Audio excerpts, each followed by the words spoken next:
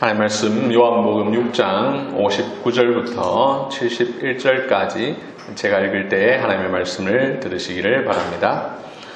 이 말씀은 예수께서 가버나움 회당에서 가르치실 때에 하셨느니라. 제자 중 여럿이 듣고 말하되 이 말씀은 어렵도다. 누가 들을 수 있느냐 한데 예수께서 스스로 제자들이 이 말씀에 대하여 수군거리는 줄 아시고 이르시되 이 말이 너희에게 걸림이 되느냐? 그러면 너희는 인자가 이전에 있던 곳으로 올라가는 것을 본다면 어떻게 하겠느냐? 살리는 것은 영이니 육은 무익하니라. 내가 너희에게 이런 말은 영이요 생명이라. 그러나 너희 중에 믿지 아니하는 자들이 있느니라 하시니 이는 예수께서 믿지 아니하는 자들이 누구며 자기를 팔 자가 누구인지 처음부터 아심이러라. 또 이르시되 그러므로 전에 너희에게 말하기를 내 아버지께서 오게 하여 주지 아니하시면 누구든지 내게 올 수 없다 하였노라 하시니라. 그때부터 그의 제자 중에서 많은 사람이 떠나가고 다시 그와 함께 다니지 아니하더라. 예수께서 12 제자에게 이르시되 너희도 가려느냐? 시몬 베드로가 대답하되 주여 영생의 말씀이 주께 있사오니 우리가 누구에게로 가오리까? 우리가 주는 하나님의 거룩하신 자인 줄 알고 믿고 알았사옵나이다. 예수께서 대답하시되 내가 너희 12를 택하지 아니하였느냐? 그러나 너희 중의 한 사람은 마귀니라 하시니 이 말씀은 가룟 시몬의 아들 유다를 가리키심이라. 그는 12 중의 하나로 예수를 팔 자더라. 아멘. 여러분은 어떤 설교를 좋아하십니까? 여러분들이 생각할 때 좋은 설교자란 어떤 설교자입니까? 사람마다 조금씩 다를 수 있겠습니다만 거의 대부분은 간단하게 생각합니다. 많은 사람이 모이는 교회의 설교자는 좋은 설교자, 많은 사람들이 좋다고 말하는 설교자는 좋은 설교자. 그러면서 동시에 그 반대도 동일하게 생각하죠. 적은 사람이 모이는 교회의 설교자는 나쁜 설교자, 적은 사람이 좋다고 말하는 설교자도 그다지 좋지 않은 설교자. 물론 이런 판단이 무조건 틀린 것은 아닙니다. 맞을 때도 많이 있습니다. 좋은 설교자에게 사람이 몰릴 수 있습니다. 나쁜 설교자에게 사람이 몰리지 않을 수 있습니다. 하지만 항상 그런 것은 아닙니다. 나쁜 설교자인데 많은 사람이 몰릴 수도 있습니다. 좋은 설교자인데 사람이 별로 모이지 않을 수도 있습니다. 청중의 반응이 그 설교의 좋고 나쁨을 항상 판단할 수 있는 것은 결코 아닙니다. 무엇보다 우리가 수치로 평가를 하는 것을 늘 조심해야 합니다. 보통 어떤 것을 판단하기 어려울 때 가장 쉬운 기준이 수치입니다. 그냥 숫자로 판단하는 것이죠. 굳이 고민하지 않아도 되는 쉬운 판단 방법이기 때문에 그렇습니다. 그냥 간단하게 많으면 좋고 적으면 나쁘고 이렇게 하면 참 쉽습니다. 하지만 설교에 있어서는 그런 수치적 판단을 조심해야 합니다. 오늘 설교 제목이 예수 실패한 설교자인가 이지요. 예수님께서 많은 무리들에게 말씀을 전하셨습니다. 그 결과가 어떻습니까? 그 결과를 보면서 이 질문에 대해 여러분은 뭐라고 대답하시겠습니까? 만약 예수님이 실패한 설교자다라고 대답하신다면 여러분의 이유는 무엇입니까? 만약 반대로 예수님은 실패한 설교자가 아닙니다 라고 대답하신다면 그 이유는 무엇입니까? 이 질문에 대해 오늘 설교를 들으시면서 그리고 들으신 뒤에 판단해 보시기를 바랍니다.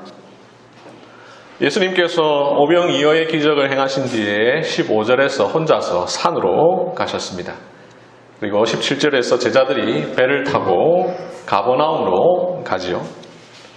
배 타고 가는 중에 바다에서 예수님께서 제자들을 만나셔서 그 배에 함께 올라타셔서 예수님도 가버나움에 도착하셨습니다. 그리고 24절에서 사람들이 예수님을 찾기 위해서 가버나움으로 왔고 25절에서 만난 예수님과 사람들이 대화를 나누죠. 그리고 그 대화가 25절부터 58절까지 계속 이어지고 있습니다. 이 대화의 성격이 어떤 성격인가? 그냥 보면 대화입니다. 사람들이 예수님께 묻고 예수님이 그 질문에 대해 대답을 하시죠. 하지만 59절에 보면 이런 설명이 달려있는 것을 볼 수 있습니다. 이 말씀은 예수께서 가버나움 회당에서 가르치실 때에 하셨느니라. 성경의 기록 특성상 명확하게 말하고 있지는 않지만 아마도 이 대화는 설교라고 봐도 무방합니다. 예수님은 이 가버나움 회당에서 공적으로 가르치시면서 대화를 나누셨고 오늘날과 같은 형식의 설교는 아니지만 당시에 있어서는 일종의 설교를 하셨던 것 같습니다. 오병이어의 기적을 행하신 뒤에 그 의미를 깨닫지 못하는 자들에게 예수님은 설교하십니다. 표적의 의미를 다시 한 번 더 가르쳐 주시는 것이죠. 예수님은 이 설교에서 철저히 성경에 기초해서 말씀하고 계십니다. 45절을 보시면 선지자의 글에 그들이 다 하나님의 가르치심을 받으리라 기록되었은즉 라고 되어 있습니다. 그리고 여기 그들이 라는 말 앞에 보면 난회주가 표시되어 있죠. 그것을 따라가 보면 이사야 54장 13절을 인용하고 있습니다. 그러니 예수님은 지금 구약 성경을 본문으로 설교를 하고 계시다라고 말할 수 있습니다. 예수님의 설교 내용은 그 내용도 철저히 복음적이었습니다. 27절에 보면 썩을 양식을 위하여 일하기보다 영생하도록 있는 양식을 위하여 일하라 라고 예수님이 설교하십니다. 참으로 복음적이죠. 29절에서는 하나님께서 보내신 이를 믿는 것, 예수님을 믿으라 라고 설교하십니다. 35절에서는 나는 생명의 떡이니 내게 오는 자는 결코 줄이지 아니할 터이요 나를 믿는 자는 영원히 목마르지 아니하리라 라고 하시므로 철저히 그리스도 중심적 설교를 하고 계십니다. 40절에는 마지막 날에 내가 이를 다시 살리리라. 44절에서도 역시 내가 마지막 날에 다시 살리리라 라고 하시므로 종말론적 설교를 하고 계십니다. 49절부터 51절까지를 보면 예수님이 구약의 만나 사건과 자기 자신을 연결시켜서 말씀하시죠. 예수님의 이 설교는 철저히 구속사적 설교입니다. 구약의 사건을 예수 그리스도에게 적용하고 있습니다. 예수님의 설교는 무엇보다도 철저히 하나님을 높이는 설교였습니다.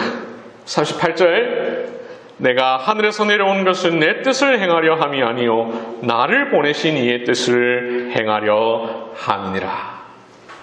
자기를 높이기보다 오직 하나님만을 높이는 설교를 하고 계십니다. 이렇게 예수님의 설교는 그 형식이나 내용면에 있어서 어느 것 하나 흠잡을 것 없는 참 좋은 설교죠. 예수님께서 오시기 전 약 3세기 전에 여러분들 잘 아시는 유명한 그리스 철학자 아리스토텔레스가 수사학이라는 책을 썼습니다. The Art of Rhetoric. 이 말을 어떻게 하느냐, 설득을 어떻게 시키느냐 하는 책입니다. 이 책에서 아리스토텔레스는 설득을 위한 세 가지 요소를 이야기합니다. 로고스, 파토스, 에토스. 이 사람을 설득하기 위해서는 이 세 가지를 갖춰야만 한다. 이 세 가지를 잘 갖춘 말이 참 좋은 말이다 라고 했습니다. 로고스, 논리입니다. 이성입니다.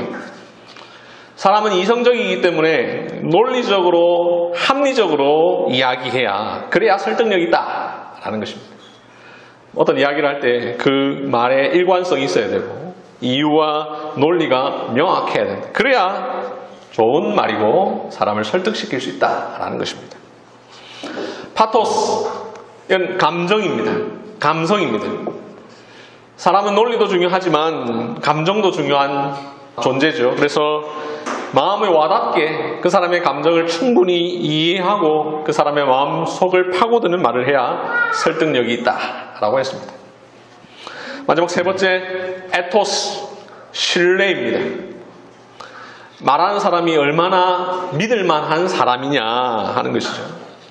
말하는 사람이 평소 그 사람의 인품, 그 사람의 됨됨이가 어떠하느냐에 따라 그 말이 설득력이 있다는 것입니다. 평소에 존경받지 못하는 사람이 아무리 좋은 말을 해도 그 말은 결코 설득력이 없다라는 것입니다. 이 로고스, 파토스, 에토스, 이 세 가지는 오늘날 설교학에 있어서도 매우 중요한 요소로 취급되고 있습니다. 그런데 예수님의 설교에도 역시 이 세 가지가 충분히 포함되어 있었습니다. 예수님의 설교 그 자체로는 하나도 나무랄 데가 없습니다. 그야말로 완벽한 설교입니다. 설교학 교과서에 수록되어야 할 설교입니다. 신학교 교수들은 신학생 여러분, 앞으로 여러분들이 목회자가 되면 꼭 이렇게 설교하십시오 라고 해야 할 만한 설교입니다. 그런데 여러분, 이 설교를 처음 들었던 청중들, 이 설교를 듣고 어떤 반응을 보입니까? 60절, 이 말씀은 어렵도다. 누가 들을 수 있느냐? 우리가 흔히 안 좋은 설교나 안 좋은 연설을 듣고 나면 이렇게 말하죠. 무슨 말인지 모르겠다. 설교가 어려우면 말합니다. 설교 너무 어려워서 별로다. 이런 관점에서 60절에 이 청중들이 예수님의 설교를 듣고 내린 이 평가는 한마디로 별로다라는 것이죠. 66절에 나오는 평가는 더 비참합니다. 그때부터 그의 제자 중에서 많은 사람이 떠나가고 다시 그와 함께 다니지 아니하더라. 이제는 아예 평가조차 내리지 않습니다. 그냥 다 떠나버립니다. 한마디로 더 들을 것 없다라는 표현이죠.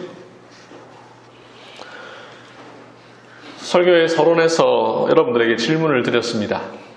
오늘 설교의 제목에서 묻는 것처럼 예수님은 과연 실패한 설교자였느냐?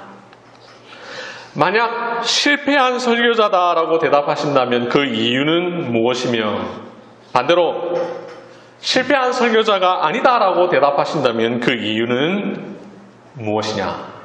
이것을 설교를 듣고 나서 판단해 보시라 말씀을 드렸습니다. 오늘 우리는 성경 낭독 시간에 59절부터 읽었습니다. 즉 예수님의 설교에 대한 부분은 읽지 않고 그 설교에 대한 반응 부분만 읽었습니다. 이 반응만 놓고 보면, 즉 60절과 66절만 놓고 보면 예수님의 설교는 실패한 것처럼 보입니다. 그러나 여러분, 예수님은 결코 실패한 설교자가 아니죠. 우리는 예수님의 설교를 청중들의 반응만 보고 평가할 수 없습니다. 우리는 예수님께서 하신 설교 그 자체를 보아야 합니다.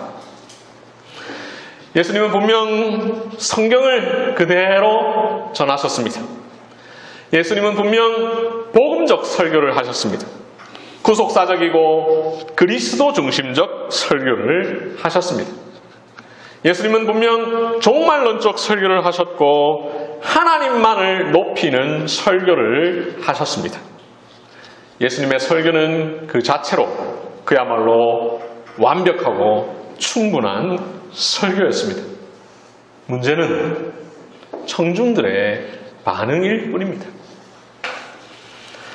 그래서 우리는 청중의 반응으로 설교의 좋고 나쁨을 쉽게 평가할 수가 없습니다. 서론에서 말씀드린 것처럼 오늘날 대부분의 사람들은 간단하게 생각합니다. 많은 사람이 모이는 교회의 설교자는 좋은 설교자. 많은 사람들이 좋다고 말하는 설교자는 무조건 좋은 설교자. 그리고 그 반대는 다 아니다. 물론 그런 판단이 무조건 틀린 것은 아닙니다. 맞을 때도 많이 있습니다. 하지만 항상 그런 것은 아닙니다. 나쁜 설교자인데 사람이 많이 몰릴 수도 있습니다. 좋은 설교자인데 사람이 몰리지 않을 수도 있습니다. 우리는 예수님의 이 설교와 이 설교들은 청중들의 반응을 통하여 이 사실을 알 수 있습니다. 예수님의 설교는 분명 좋은 설교였고 완벽한 설교였지만 청중들은 외면했습니다.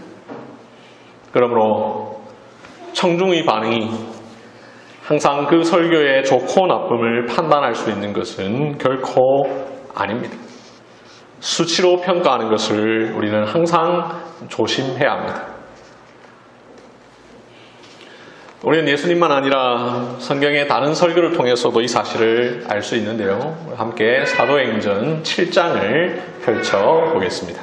사도행전 7장을 보시면 1절 위에 스데반이 설교하다라는 소제목이 달려있죠. 그리고 내용이 이어지고 있습니다. 그 내용을 쭉 보시면 2절에서부터 아브라함부터 시작합니다.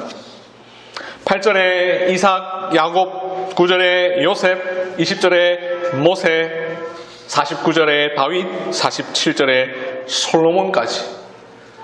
스데반은 그야말로 구약을 통시적으로 해석합니다. 아브라함부터 솔로몬까지 구약 역사 전반을 달달달달 외우면서 훑습니다. 보통 실력이 아니죠. 더 놀라운 것은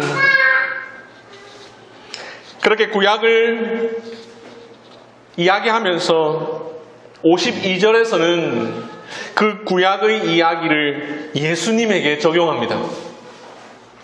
이 구약의 모든 이야기는 이 예수님 때문에 있었던 이야기다. 예수님을 증거하는 것이다. 라고 구속사적 설교를 합니다. 그리스도 중심적 설교를 하고 있습니다. 보통 설교가 아닙니다. 아주 탁월한 설교입니다. 그러나 청중들의 반응은 어떻습니까? 57절부터 59절까지를 보십시오. 그들이 큰 소리를 지르며 귀를 막고 일제히 그에게 달려들어 성 밖으로 내치고 돌로 칠세 증인들이 옷을 벗어 사울이라 하는 청년의 발 앞에 두니라. 그들이 돌로 스데반을 치니. 사람들은 이 탁월한 설교자 스데반의 설교를 듣고 오히려 그에게 달려듭니다. 돌로 쳐 죽입니다. 그리고 그 자리에는 아이러니하게도 앞으로 훗날 탁월한 설교자가 될 사울, 즉 바울이 있었습니다.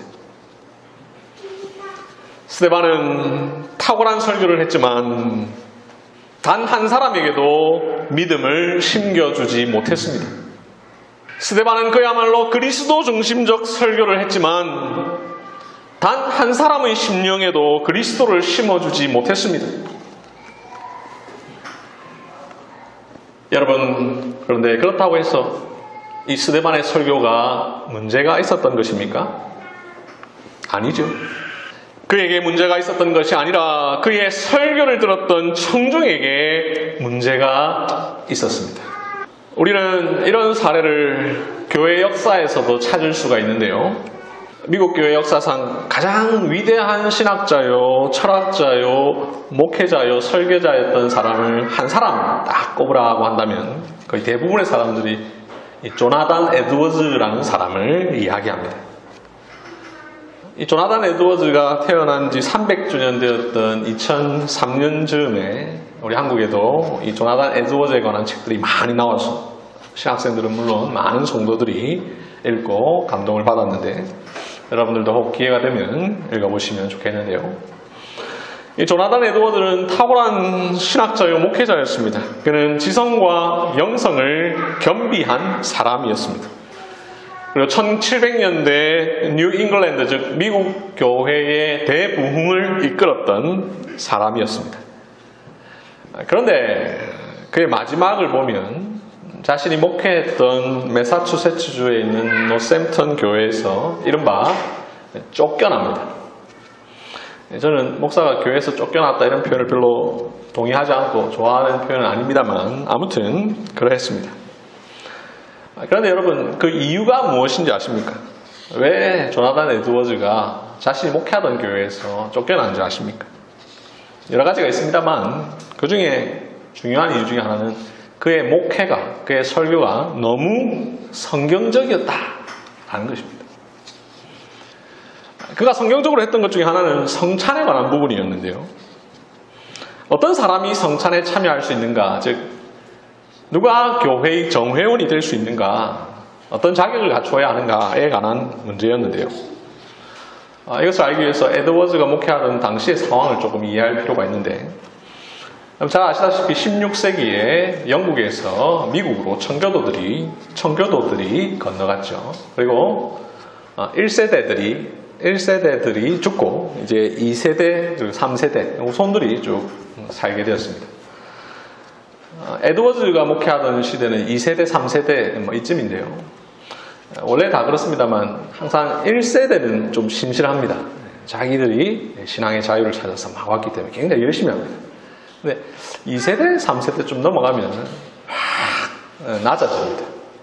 부모의 신앙의 수준만 못한 그런 경우들이 많이 발생하죠. 그래서 에드워즈의 전임 목회자가 이런 변화하는 환경 때문에 성찬 참여의 기준을 확 낮추어 버렸습니다. 워낙 성도들의 신앙이 점점 떨어지니까 원래 기준대로 해버리면 성찬에 참여할 수 있는 사람들이 너무 적어지니까 그 기준을 낮추어 버리는 것이죠. 그러나 그의 후임으로 부임한 이 조나단 에드워즈는 여기에 대해서 심각한 문제의식을 느꼈습니다.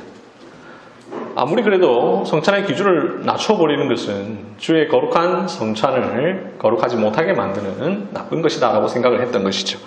결국 에드워즈는 다시 그 수준을 원래대로 높였습니다. 그러나 교인들은 그 기준에 반대했죠. 왜냐하면 이미 성도들의 수준이 낮아져 버렸기 때문입니다. 성찬에 참여할 수 있다가 이제는 안 됩니다 라고 하니 거부감을 가졌던 것입니다. 그럼에도 불구하고 에드워즈는 거듭나지 않은 사람, 회심하지 않은 사람, 기독교에 대한 지식이 부족한 사람, 경건한 삶이 없는 사람은 성찬상에 나올 수 없는 것이 분명하다라고 가르쳤습니다. 거듭남과 회심에 대한 가시적인 증거가 있는 사람, 경건하고 은혜로운 삶이 분명한 사람, 그런 사람만이 성찬상에 나올 수 있다라고 했고, 그렇지 않고 성찬 참여 자격을 지나치게 낮추게 될 경우에 교회의 거룩성이 위태롭게 될 것이다 라고 보았습니다. 그러나 이미 수준이 낮아질 대로 낮아진 교인들에게 에드워즈의 방식은 달갑지 않았습니다. 결국 에드워즈는 교인들과 갈등을 빚었습니다. 심지어 이 에드워즈를 청빙할 때 가장 좋아했던, 이런 좋은 목사님을 청빙할 수 있어서 너무 우리에겐 영광이다 라고 말했던 사람들이 나중에는 가장 반대하는 사람이 되었습니다. 에드워즈가 목회하는 교회는 교회 정치에 있어서 우리와 다른 회중정치라는 것을 따르는 교회인데요. 장로교회는 회중의 결정도 중요하지만 이 노회의 결의가 참 중요한데 이 회중교회는 개교회의 결의가 중요합니다. 그래서 교인들이 어떻게 결정하느냐 거기에 따라 모든 것을 결정하는데, 결국 이 에드워즈는 23년 동안 자기 생을 바쳐서 목회했던 이 교회에서 더 이상 목회할 수 없게 됩니다. 바르게 목회한다고, 바르게 설교한다고 오히려 교인들에 의해서 내쳐지는 경우를 우리는 교회 역사에서 이 에드워즈 말고도 많이 볼 수 있습니다. 조금은 다른 예일 수도 있겠습니다만 한국교회 성도들이 전 세대를 거쳐서 다 잘 아는 주기철 목사님, 일제강점기 시절 신사참배 반대 운동에 앞장섰고 결국 감옥에서 순교했지요. 그분이 한창 평양 산정현 교회에서 목회하던 1938년 9월 조선 예수교 장로회 27회 총회는 신사참배를 가결했습니다. 일본의 신을 모시는 신사에 가서 참배하는 것이 장로교 신자로서 하나님의 말씀에 결코 어긋나는 것이 아니다라는 결정을 장로교 대표적인 목사와 장로들이 모이는 총회에서 결의를 합니다. 이후 총회는 신사참배를 반대하는 사람들을 이단으로 규정합니다. 그리고 교회는 그들을 강단에서 몰아내고 그 가족들을 사택에서 쫓아냅니다. 신사참배를 가결했던 1938년 다음 해인 1939년 평양노회 임시노회는 산정현 교회에서 주기철 목사를 면직시킵니다. 그 이유는 신사참배를 반대한다는 이유입니다. 다시 말씀드립니다. 신사참배를 한다고 면직시킨 게 아니라 신사참배를 반대한다고 목사의 직에서 면직을 시켰습니다. 우리는 예수님, 스데반, 조나단, 에드워즈, 주기철을 통하여 사람들의 반응이 그 설교자를 결코 평가할 수 없다는 사실을 발견합니다. 그렇다면 여러분, 왜 이렇게 청중의 반응만으로 판단할 수 없을까요? 이 세상에는 좋은 청중들도 많지만 그렇지 않은 청중들도 많을 수 있기 때문입니다. 진리의 말씀을 분별하고 찾는 사람들도 많이 있지만 그렇지 않은 사람들이 더 많이 모여 있을 때도 있기 때문입니다. 우리는 인간의 전적 부패를 믿습니다. 이것은 우리의 삶의 전 영역에 적용 가능하죠. 설교를 듣고 반응하는 그리고 평가하는 회중의 모습에서도 우리는 인간의 전적 부패를 볼 수 있습니다. 우리 함께 디모데후서 4장 3절 4절을 보겠습니다. 때가 이르리니 사람이 바른 교훈을 받지 아니하며 귀가 가리워서 자기의 사욕을 따를 스승을 많이 두고 또 그 귀를 진리에서 돌이켜 허탄한 이야기를 따르리라. 여기서 사도 바울이 지적합니다. 사람들이 바른 교훈을 듣지 않으려 할 것이다.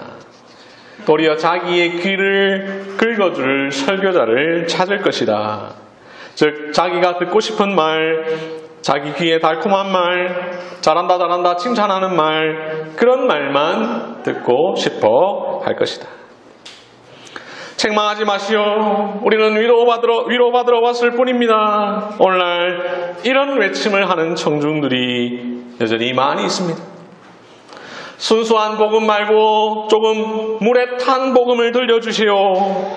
이 세상에서 약간은 타협할 수 있는 말씀을 들려주시오. 이렇게 속삭이는 청중들이 많이 있습니다.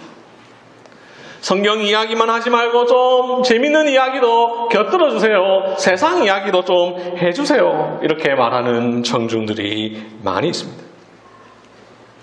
이런 청중들이 있을 것을 염두에 둔 사도 바울은 디모데후서 4장 2절 바로 위에서 디모데에게 권면합니다. 너는 말씀을 전파하라. 너는 말씀을 전파하라. 여러 번 말씀드렸지요. 여기서 전파하다 라는 단어가 영어로 보면 preach, 즉 설교하다. 그래서 너는 말씀을 설교하라 라고 번역하는 것이 더 바람직합니다.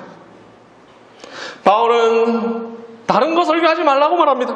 너는 말씀을 설교하라. 청중의 요구가 무엇이든, 청중이 많이 몰린다고 나쁜 설교라고 할 수 없지요. 그렇다고 청중이 많이 몰린다고 무조건 좋은 설교라고도 말할 수 없습니다. 청중이 없는데도 좋은 설교라고 하기 어렵지요. 그렇다고 청중이 없다고 무조건 나쁜 설교라고만 말할 수도 없습니다. 만약 그렇다면 우리는 예수님, 스데반 조단 에드워즈 주기철 목사를 나쁜 설교자라고 평가할 수밖에 없을 것입니다. 설교의 서론에서 제가 물었습니다. 여러분은 어떤 설교를 좋아하십니까? 여러분이 생각할 때 좋은 설교자란 어떤 설교자입니까? 라고요. 이제 여러분에게 제가 그 답을 드릴 시간입니다. 좋은 설교란 성경 본문에 기반을 둔 설교입니다. 좋은 설교란 철저히 읽은 말씀에서 말하는 바를 가지고 하는 설교입니다. 본문의 의미를 밝히는 일에 초점을 둔 설교가 좋은 설교입니다. 구약과 신약을 골고루 증거하는 설교, 구속사적인 설교, 복음적 설교가 좋은 설교입니다. 이신칭의를 강조하는 설교, 그리스도를 전하는 설교, 예수님의 십자가와 부활을 전하는 설교, 종말신앙을 전하는 설교, 이 세상보다 영원한 천국을 소망하게 만드는 설교, 삼위일체 하나님을 높이는 설교, 이런 설교가 좋은 설교입니다. 그 내용이 어떠하느냐, 그것이 중요합니다. 이런 설교는 때로는 어려울 수도 있습니다. 때로는 지겨울 때도 있습니다. 때로는 딱딱할 때도 있습니다. 때로는 뻔한 내용일 때도 있습니다. 때로는 내 마음에 부담이 되고 불편이 될 수도 있습니다. 그럼에도 여러분, 그런 설교가 여러분의 영혼을 깨웁니다. 그런 설교가 여러분의 믿음을 자라게 만듭니다. 그런 설교가 여러분을 그리스도께로 인도합니다. 그런 설교가 여러분과 여러분의 가족을 구원하게 만들 것입니다. 그러니 여러분들은 그런 설교를 좋아하시기 바랍니다. 그런 설교를 좋다고 말할 줄 아는 청중이 되시기를 바랍니다. 그렇다면 좋은 설교자란 어떤 설교자입니까? 이런 좋은 설교의 기준을 항상 유지하면서 설교를 준비하고 전하는 사람이 좋은 설교자죠. 그리고 이런 기준이 청중의 반응에 따라 흔들리지 않고 변치 않는 설교자가 좋은 설교자입니다. 물론 때로 회중의 반응에 호흡하기도 해야겠지요. 회중의 조언에 경청해야 하기도 합니다. 청중의 영적 상태와 환경과 그들의 조언을 완전히 무시하는 설교자는 결코 좋은 설교자가 아닙니다. 그러나 때로 회중이 잘못된 조언을 하고 비성경적 이유로 분노할 때에 거기에 굴하지 않고 예수님처럼 조나단 에드워즈처럼 성경의 기준대로 담대하게 전하는 설교자가 좋은 설교자입니다. 청중이 잘못된 길로 가더라도 바른 길로 가게 만드는 설교자가 좋은 설교자입니다. 잘못된 길로 갈 때에 바른 길로 가라고 설교한다는 이유로 청중으로부터 외면당하고 무시당하고 심지어 쫓겨나도 그래도 하나님의 뜻을 묵묵히 전하는 설교자가 좋은 설교자입니다. 청중을 제자리 걸음하게 만드는 설교가 아니라 청중이 늘 그리스도의 장성한 분량에까지 자라도록 하는 설교를 하는 설교자가 좋은 설교자입니다. 여러분들은 여러분의 평생에 그런 설교자가 목회하는 교회에서 신앙생활 하실 수 있기를 바랍니다. 안타깝게도 예수님께서 만나셨던 청중과 같은 자들이 오늘날 많습니다. 조나단 에드워즈가 만났던 청중들이 지금도 많습니다. 좋은 설교를 분별할 줄 모르고 나쁜 설교를 좋은 설교라 말하는 사람들이 너무나 많습니다. 왜 성경 본문을 읽었는지 도무지 그 이유를 알 수 없는 설교에 환호합니다. 죄와 복음, 그리스도와 십자가는 전하지 않고 삶의 처세술이나 전하는 설교에 열광합니다. 회개를 촉구하고 지옥을 전하는 설교를 싫어합니다. 이러한 청중들이 대세를 이루는 시대라도 참 설교자는 그러한 청중들과 타협하지 않습니다. 아무리 그러한 청중들이 자신의 설교를 변화시키려 해도 진리에 있어서만큼은 타협하지 않습니다. 예수님이 그러하셨습니다. 예수님은 청중들과 타협하지 않으셨습니다. 26절에서 예수님은 사람들의 잘못을 지적하십니다. 43절에서 자기를 비난하는 이들을 꾸짖으십니다. 60절에서 사람들이 어렵다 말하면서 61절에서 수근거리니 예수님이 말씀하십니다. 이 말이 너희에게 걸림이 되느냐? 만약 예수님이 타협하셨다면 십자가에 달리지 않으셨어도 될지 모릅니다. 만약 조나단 에드워즈가 타협했다면 그는 말년을 힘들게 보내지 않아도 되었을 것입니다. 만약 주기철 목사가 택시를 타고 가다가 멀리 보이는 신사를 향하여 고개만 끄덕였다면 그는 굳이 감옥에서 고문을 당하고 순교를 당하지 않아도 되었을 것입니다. 그러나 안타깝게도 오늘날에는 그런 설교자가 너무 적습니다. 그런 설교자가 이 땅에 많아지도록 기도해 주십시오. 오늘 본문에서 한 가지만 더 살펴보고 마치려고 합니다. 예수님의 설교를 자세히 보시면 조금 특이한 면이 있습니다. 64절 너희 중에 믿지 아니하는 자들이 있느니라. 일반적으로 설교자는 여러분 오늘 저의 설교를 믿으시기 바랍니다 라고 해서 안 믿는 사람도 믿게 하려고 합니다. 설교의 목적이라는 것이 믿지 않는 사람을 믿게 하는 것 있지 않습니까?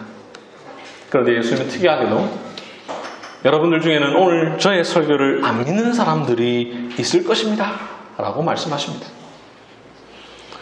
여기에서 우리는 설교가 갖고 있는 기능의 이중성에 대해서 생각해야 합니다. 설교의 기능 하면 하나님의 백성들을 불러 모으는 기능이 있습니다. 이건 우리가 잘 알죠. 그런데 그 이면에는 그와 정반대되는 기능도 있습니다. 바로 그렇지 않은 사람을 내쫓는 기능입니다. 하나님의 백성이 아닌 사람을 내어 보내는 기능이 설교에 있습니다. 설교는 분명 사람을 모으지만 때로는 사람을 내쫓기도 합니다. 이 사실을 알아야 합니다. 그렇게 예수님의 설교는 많은 사람들을 불러 모으기도 했지만 많은 사람을 떠나게 만들기도 했습니다. 예수님의 사역은 11명의 제자를 불러 모았지만 또한 동시에 마귀에게 속한 가룟 유다를 떠나게 만들었습니다. 이러한 설교의 이중성, 이것이 잘 드러나기 위해 설교자는 설교의 기준을 바꾸어서는 안 됩니다. 성경이 가르치는 설교를 해야 합니다. 하나님께서 원하시는 설교를 해야 합니다. 사람을 모으기만 하는 설교가 되어서도 안 되고 사람을 쫓아내기만 하는 설교가 되어서도 안 됩니다. 청중의 귀를 가려주기 위해 기준이 바뀌는 설교가 아니라 하나님의 말씀을 순수하고 바르게 전해야 합니다. 그렇게 해야만 모여야 할 사람을 모을 수 있고 쫓아내야 할 사람을 쫓아낼 수가 있습니다. 말씀을 맺겠습니다. 설교자는 많으나 좋은 설교자가 드문 시대입니다. 설교는 홍수처럼 쏟아지지만 하나님의 말씀만이 순수하게 전파되는 것은 좀처럼 찾기 힘든 시대입니다. 복음의 탁월성과 십자가의 존귀함과 하나님의 거대한 구속의 역사보다 인간 설교자의 어줍지 않은 수사와 말장난과 짜깁기한 예화가 강단을 차지하고 있는 시대를 우리가 살고 있습니다. 그럼에도 여전히 좋은 설교자가 있고 좋은 설교가 이 땅에서 선포되고 있습니다. 화려한 언어가 없고 탁월한 수사학이나 웅변술은 없어도 자신의 설교를 들어주는 회중은 비록 적어도 하늘로부터 온 천사라도 우리가 너희에게 전한 복음 외에 다른 복음을 전하면 저주를 받을지다라는 말씀.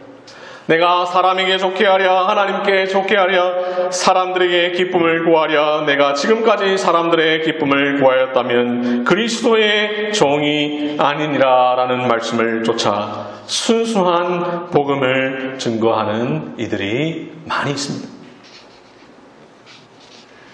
청중은 많으나 좋은 청중은 드문 시대입니다.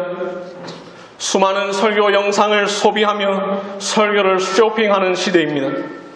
진리의 말씀을 듣기보다 자기 귀를 간지러주고 자기의 사욕을 채워주는 설교에 귀 기울이는 시대입니다.